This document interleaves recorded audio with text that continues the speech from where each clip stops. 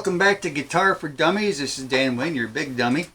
And you're probably wondering, okay, what was the point? You just played two fairly simple chord progressions in two different keys. So what? Okay. So this episode we're going to talk about something that I kind of alluded to in previous episodes. Went into a little detail in one of them, but we're talking about the Nashville Numbering System. Now, the Nashville Numbering System assigns a number to each of the chords in a chord progression, or in a key. So as I mentioned in the intro to chords, that each key has 7 natural chords within it, and hence the Nashville Numbering System assigns them a number from 1 to 7. Wow, mind blown, right? Yeah. Well, you may recall from those previous lessons that the root chord of a key would be number 1. Your 4th and 5th are also major chords. So 1 would be a major, like in G. Your 4, which is C, would be a major. Your D major would be number 5. And then you'd have an A minor, which is just 2. The B minor, B minor would be 3. E minor would be 6. And then you'd have an F sharp. It's just diminished, which nobody ever plays. So while it might be simple to think of those chords as 1, 2, 3, 4, 5, 6, 7, and that wouldn't be inaccurate, a better way to remember them would be simply 1 major, 2 minor, 3 minor, 4 major, 5 major, 6 minor, and 7 diminished. So why do you need to complicate things so much, Dan? What's all that? Okay. Suppose you wanted to play a song. Wanted to learn to play a song, and you had, let's say you heard it on the radio. Say, hey, I really like that song.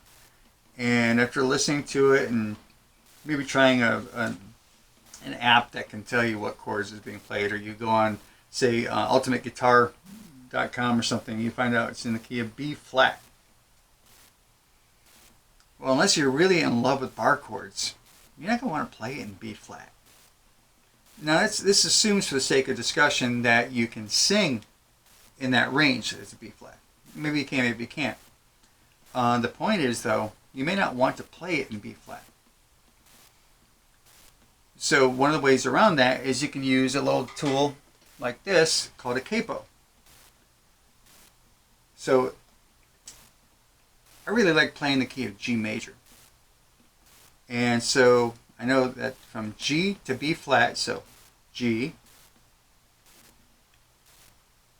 G sharp, or let's call it A flat, A, B flat. It's four half tones up, right? No, sorry. So you're starting from G to A, that's a full tone, that's 2 frets.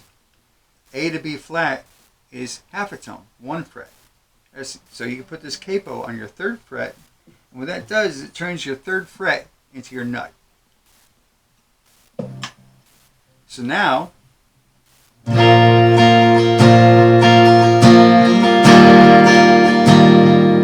voila, you're playing like it's in G, but you're actually playing it in B flat.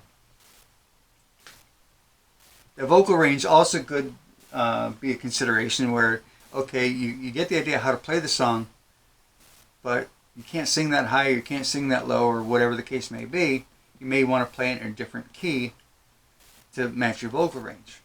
So let's go back to that B flat to G.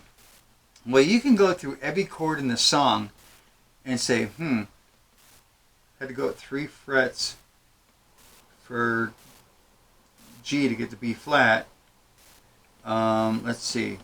So the number 2 chord would be a C flat minor. No, it would be a C minor. That's it. A C minor. C flat. What? Yeah. C minor.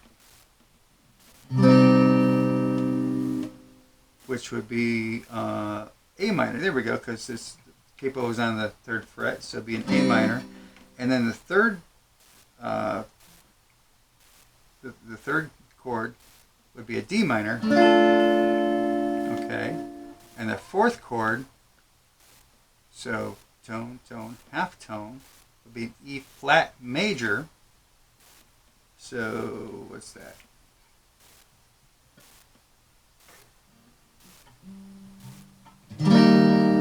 So that'd be like a C on that with the capo on it. And then you would have a, so be an F major would be your fifth chord. But you've got the capo on there, so now you got to think, how do I do that? Oh yeah, that's like a D. Right? And so on. Well, you could beat your head against the wall and do it that way if you like, but if you know your numbers, well, if the B flat is B major, B flat major, C minor, D minor, E flat major, F major, G minor. We're not going to do A diminished. You get the idea.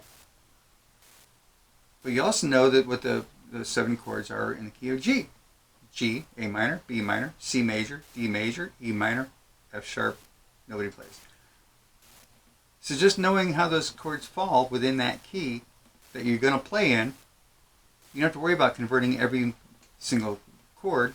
You just have to know what number it is. Know where it falls in the key.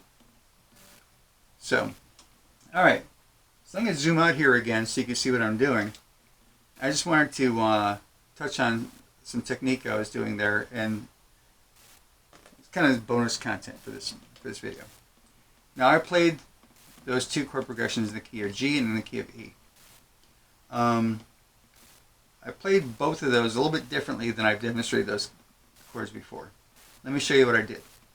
So, in a previous episode I covered power chords, which is basically a 3-note root 5th root. Well, this form of G that I played is actually a 5-note root 5th root, almost like a power chord on 5 strings. Dan, you got a 6-string guitar there. Where's 5? What am I missing? Glad you asked. So when I play this way, I'm fretting the high E with my pinky. I'm fretting the B with my ring finger, both at the 3rd fret. I'm fretting the low E with my middle finger on the 3rd fret. But I'm allowing that finger to rest on the A string, so it mutes it. Now, what was I doing from there?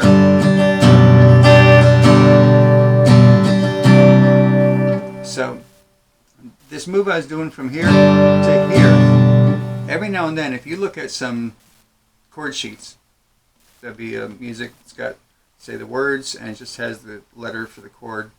Sometimes you'll see that letter with a slash and another letter. The other letter is an alternative bass note for that chord. Very often it's the 3rd note. And so in this case, I'm going from a G fifth, simply G fifth, because it's a G, D, G, root 5th root, right? And then I'm going to a B note for the bass, and I'm muting the E string. So it's G slash B, or G over B, we call it. Now, in this progression, just to simplify things, this is an alternative for you as well. You could play when you're playing the key of G. When I went to the C, I didn't do a proper C shape, but I kept these 2 strings fretted here on the 3rd fret, the B and the E string, and just played the bass notes for the C chord. And then you come to the G. So you really, this finger never moves. It just stays there. So you got your G, your C, your D. You can even keep it there when you play your E minor. It's an option. You don't have to do it. But I just wanted to explain what it was I did and show you how to do that. Now, let's talk about the key of E. The key of E, 7 chords, of course. E major. F sharp minor, sorry. G sharp minor. A major. B major. C sharp minor. And then there's D sharp diminished. Take my word for it. Nobody plays it. So there's your 7, your 1 major, 2 minor, 3 minor, 4 major, 5 major, 6 major, and 7, forget about it, in the key of E. So I could have played that progression like I did by doing this.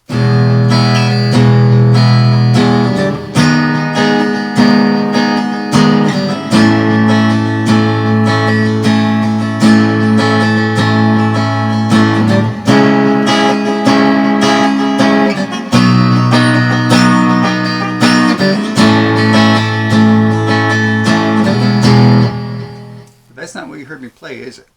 Okay. So this little technique I'm going to show you briefly here is something Paul Baloff teaches. It's called the open chord method. And basically it treats many of the chords within the key of E as if they're power chords, except you notice on the power chord video, one, it was dirtied up with distortion and all that good stuff. We're not going to do that. It also only played those 3 notes. So when I did the power chord like that, I'm only playing those 3 strings. In this one, you're playing everything else open. So for example, when I play it like this.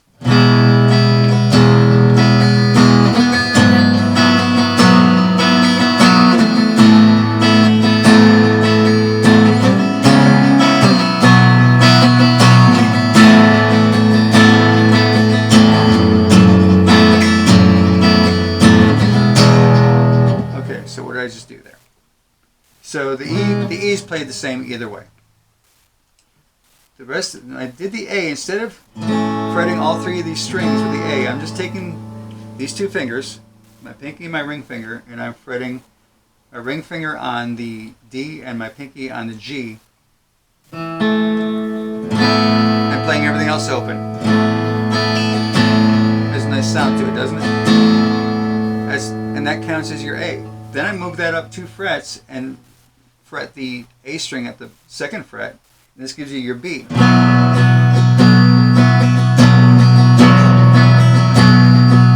Sometimes you might want to let that finger touch the E and mute it, but you don't have to. It works.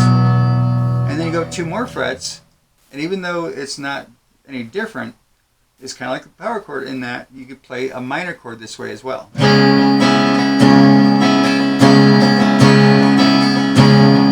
Now the other 2, now you can do your F sharp way up here and your G sharp way up. You could do that, but it actually has a nice way to do it down here, where if you take that same A configuration, now fret the low E at the 2nd fret, allowing that finger to touch the A string to mute it. That's an alternative way to play, at least in this format, of playing an F sharp minor, and then come up 2 frets here, you got your G sharp minor. But it also gives you, going back to that slash chord I mentioned earlier, just as you get that G over B. Well, here you're doing, sometimes you'll see an E over G sharp. So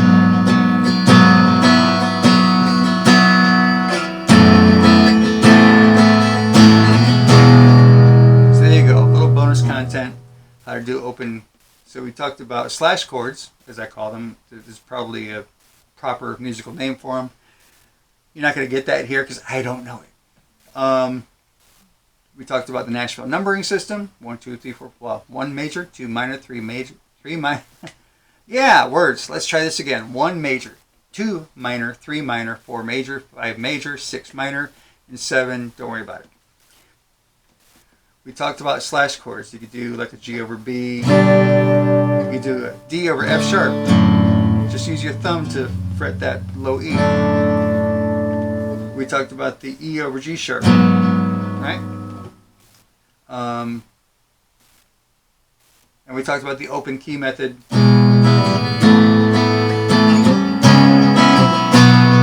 fact, here's a song that might sound familiar to you.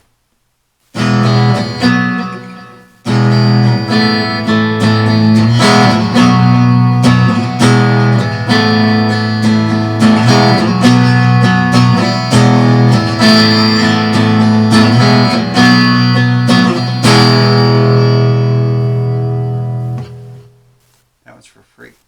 That's a hint. All right. So, Nashville Numbering System, slash chords, slash alternate or alternate bass note, whatever you want to call that, and open E method, as well as that, I'm not sure what you would call that method in the key of G, but hey, it works. Okay?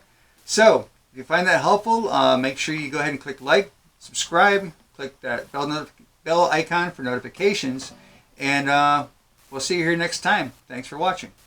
Oh, and as always, there will be diagrams linked in the description below. Everyone, have a good one.